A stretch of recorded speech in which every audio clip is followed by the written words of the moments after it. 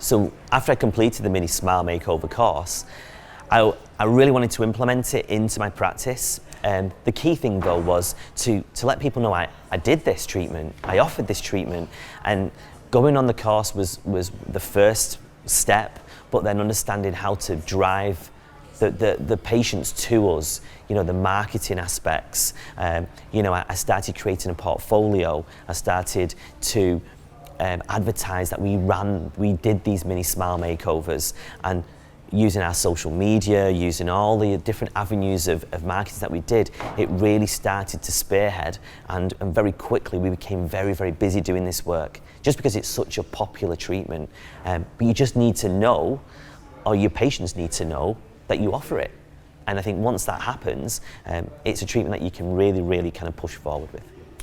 The biggest pull for us when we started to offer the mini smile makeovers was we tried lots of different avenues. We market quite heavily as a clinical practice, so we do local papers, we've got a website, you know, we do search engine optimization.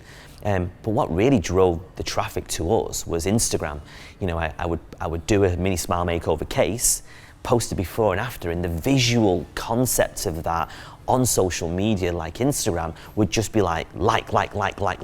You'd be getting so many likes and you'd be getting so many comments, and then, you know, people would be starting to message you saying, that looks amazing, how did you do that? How much is that? And before you knew it, I was getting 3 or 4 requests a day from Instagram to say, I love that, can I have it?